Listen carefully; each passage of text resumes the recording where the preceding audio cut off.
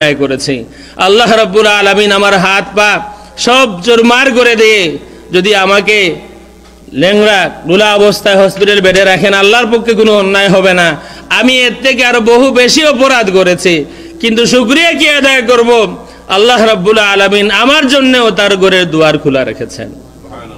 আমরা বহু মানুষের বাড়িতে আমরা যাব, আমাদের জন্য দুয়ার খোলা হবে না, কারণ আমরা কোয়ালিফাইড না। আছে না নাই?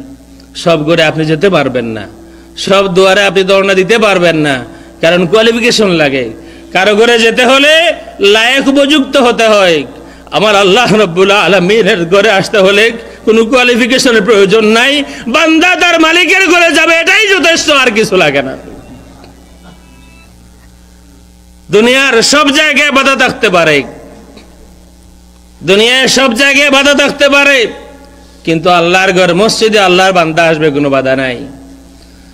তো যে হাদিস বলছিলাম, 7 সম্প্রদায় মানুষ, এই 7-এর মধ্যে কোনো একজন যদি আমিও হতে পারি, চেষ্টা করি, সময় এখনো যা আছে, এই 7-এর মধ্যে কেউ একজন হওয়ার চেষ্টা করি, যাতে হাসরের দিন আমারও ডাক পড়ে, বান্দা আয়, তুই আমার কাছে আয়, আমার আরশের ছায়া জায়গা দিব, আমার কাছে আয়।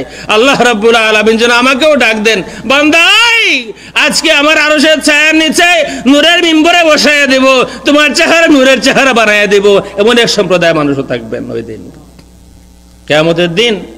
আরশের ছায়ার নিচে নূরের মিম্বরে নূরের চেহারা হবে, আর বসে থাকবেন তারা।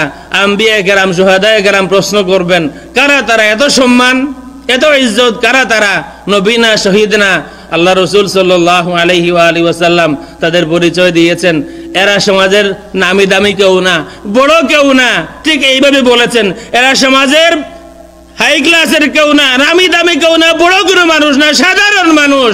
সবে তাদের দিলের অবস্থা এই ছিল, তারা একজন অন্যজনকে আল্লাহর ওয়াস্তে মহব্বত করত, এই কারণে আল্লাহ রাব্বুল আলামিন তাদেরকে এত সম্মান দিয়েছেন। একটা হাদিস শরীফের মধ্যে আছে, এক লোক যাচ্ছেন একটু দূরে কোথাও অন্য গ্রামে, রাস্তায় একজন আননোন স্ট্রেঞ্জার একজনের সাথে ওনার দেখা হলো।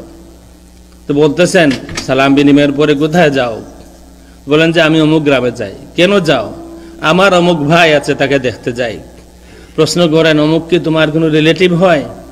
যে না, আমার কোনো আত্মীয় না। অমুকের সাথে তোমার কোনো ব্যবসা আছে? না, কোনো ব্যবসাও না। তো প্রশ্ন করেন, তাইলে কেন যাও? এমন কাউকে দেখতে কেন যাও যার সাথে তোমার আত্মীয়তা নাই, যার সাথে তোমার ব্যবসায়িক কোনো সম্পর্ক নাই, কেন দেখতে যাও?